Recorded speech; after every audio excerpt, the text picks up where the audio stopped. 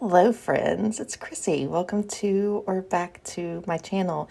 And today you get a voiceover from me because I don't know where the chatter went on this video. I went to open it up and there was no sound. So here we go. This is my little VR, I guess, to Marlena's Decan Walk. So I decided to do a Decan Walk this year as well.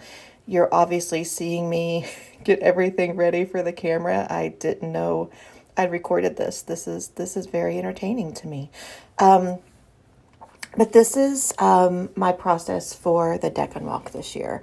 I was not going to do a Decan Walk. I have a lot going on. I'm recording content every day for Attune Tarot. So it was important to me when I decided to do this to not buy anything new, to only use resources that I had. So that includes my giant yellow box Rider-Waite-Smith. This is me putting away the Decan of the Three of Wands and pulling out the Four of Wands. This is the third card in the process. So we've done Two of Wands, Three of Wands, and this is the Four of Wands. That's I recorded this video it's been a while, on April 11th. So quite a few days ago. So when I was looking for this, again, it was using only things I already had. And part of that was this Midori notebook. And then my green Post-it note here is my motivation for doing this. I tend to approach things to study. I approach this Decan Walk to feel. I could talk a lot right now about why I feel like feelings are complicated and feelings don't always feel safe. But it is what it is. So I'm using a Midori notebook that I already had. I guess I was showing you my water there. And a leather binder that I already have. This fit a planner that I used to have. And the pen I am using is a blue Clina in 04. So I'm opening my notebook to the end of the previous entry. I'm writing about a page for each card, a page or so. And the first thing I do is make the header, and then I go to the website for T. Susan Chang, and it's tsusanchang.com, and get the Decan information from here. I could have bought 36 Secrets. Is that the name of the book? But again, I didn't want to buy anything. And luckily I heard on somebody's channel that the content online was on her blog is the same as the content in the book. So I'm like, it's totally fine with me to be tied to the internet to take these notes. So that's what I'm doing. Again, here I'm using a blue Clina in a Midori notebook. I'm not sure of the size. Maybe an A5 slim, a B6 slim. Not an A5, obviously. Maybe a B6 slim. I don't know. Anyway, it is the same size as the Jabun Techo. And here you see me taking notes from T. Susan Chang's website. I am really enjoying the content from here. Even though I am not really curious about, interested in, entertained by even the astrology part of this process. It's just not, it just feels too big for me to learn. And like I'm already doing enough. And all of this can change with time, right? But I really feel like I'm already doing enough to integrate a lot of information that I really don't feel the need at this point to bring astrology into my tarot practice. Again, that's not saying that I'm never going to do it, but that is me saying that at this point, it doesn't really feel something I'm being called or pushed or encouraged to do by my own inner guidance, by anything external. It just doesn't feel that important right now. So I really wasn't sure how this study was going to sit with me when I didn't feel interested in the astrology. But because I'm a student and because I love to think about things in a different way, I'm really enjoying T. Susan Chang's insights. Granted, I'm only 3 cards in. We'll see how this continues to go. But it's been really interesting how she's pulled, for example, for this card, the Four of Wands sits between the Empress and the Emperor, and that we're encouraged to take time between structure and creation to enjoy, and looking at how structure and creation work together, how the Empress and the Emperor work together to create this momentary sense of celebration. And what I love about her description of this card is what I actually wrote down at some point on the next page is a Dave Matthews Band lyric: "Eat, drink, and be merry, for tomorrow we die." I know I didn't start with Dave Matthews, but that's where Trippin' Billy's is where my brain will always go to with that quote. But there's something about recognizing the temporariness, the fleeting moment that is this celebration, that is this acknowledgement of what we have and where we are in space and time, and where we're present, and where we're honest, and where we're recognizing how we're connected with others, but not holding on too tight to this moment.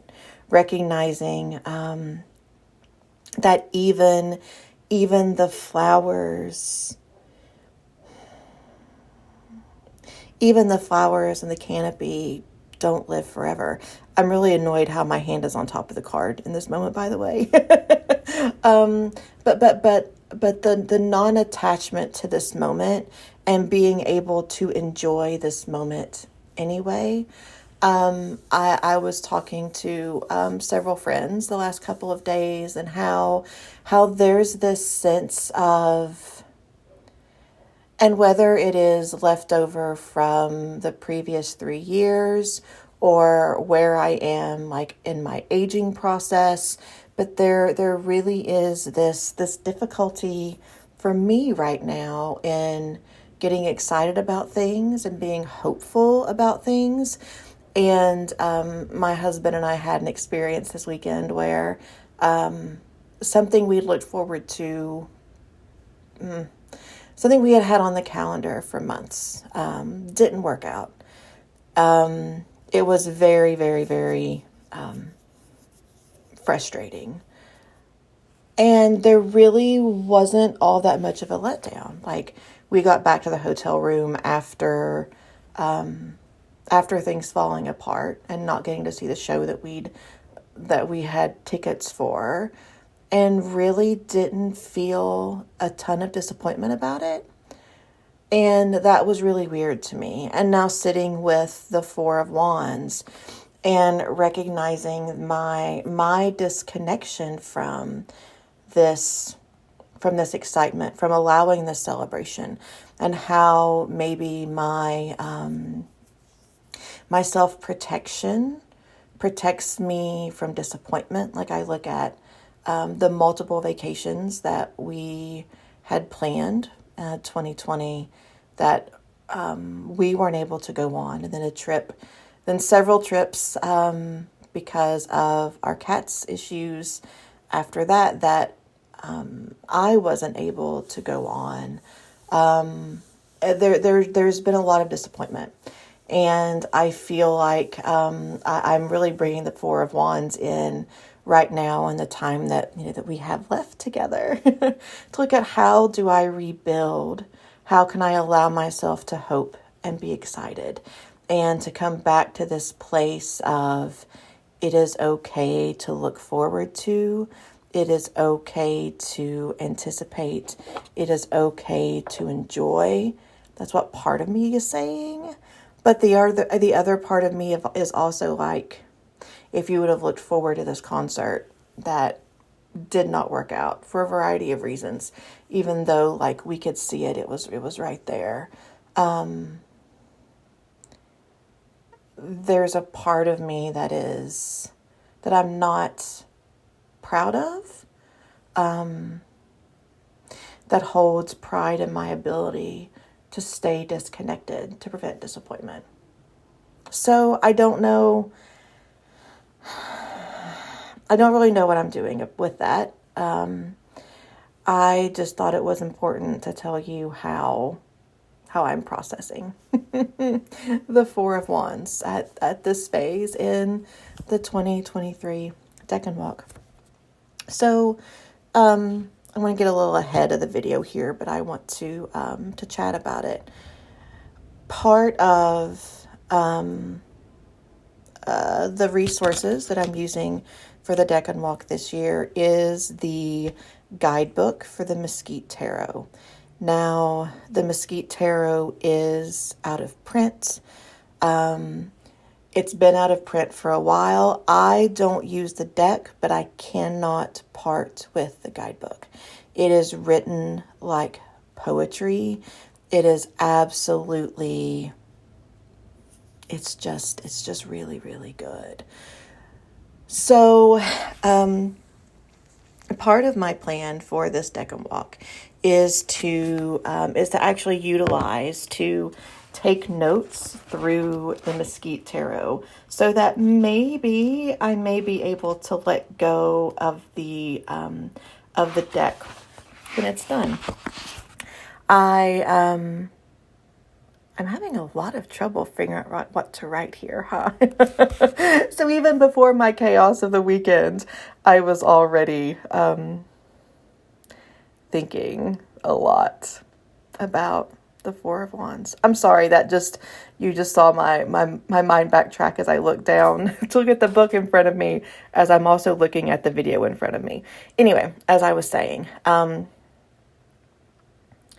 maybe letting go of the Mesquite Tarot around this time next year, if I feel like I have adequately bonded with, read through, connected with, learned what I need to learn from the guidebook.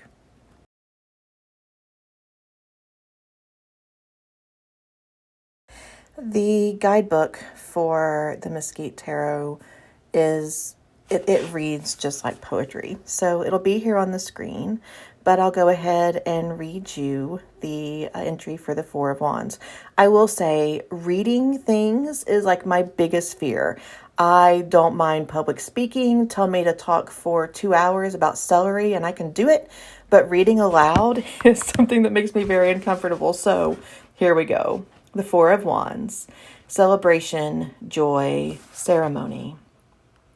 Ceremony sets important things in time, gives weight to the intangible. In ritual or ceremony, the act of preparation, setting up for the celebration. Nesting each flower in the perfect place, kindles a kind of shimmering anticipation. Bask in the uninhibited happiness, the pop of champagne bubbles, the collection of people you love. Under the canopy of these wands, take a moment to observe the moment set aside with meaning, the family you inherited or wove together. What are you grateful for? Hold it. Express your thanks. This, too, is ceremony. Another of the things that I love about this guidebook is at the very bottom, it has 3 keywords. So I kind of look at this kind of like as I talk about the chakras. There's the underactive, the balanced, and the overactive. So the underactive Four of Wands energy is indifference. The balanced is appreciation, and the overactive is inebriation. And I really, really like those things together. So again, this was the guidebook for the Mesquite Tarot. And the final resource that I'm using for my Decan Walk is a deck that I keep forgetting that I have that I love. And this is the Mundane Magic Tarot. This is by Sarah Calvarisi at Shop the Eighth House. I love this tiny little deck. Again, it's Mundane Magic. Magic is Magick. And on Instagram, it is Shop the Eighth House with the number 8. So Shop the number 8, TH house. So I pulled out the Four of Wands here, which is the Four of Lighters. And I really, really, really love this card. These cards have poetry on them as well. Bringing that and the Mesquite Tarot together, it's this encouragement of me to feel. And you saw me there take a second to read the card, and I'll read it here aloud to you. Bonfire. Saccharine toasted marshmallows, sticky with sweet smoke and smiles. Without these moments, what's the point? We were warm. We were happy.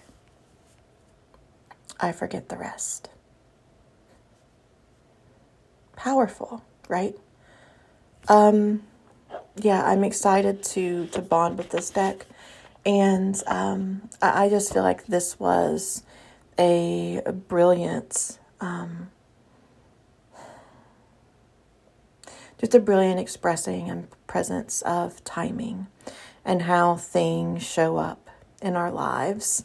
Sometimes at just the right time, and other times because of what we're looking for, we experience whatever we were going to experience in a new way. So this was my current experience with the Decan of the Four of Wands. Thank you so much for being here, and thank you to Marlena for encouraging us to share. Maybe I'll see you for another card down the road. Bye, friends.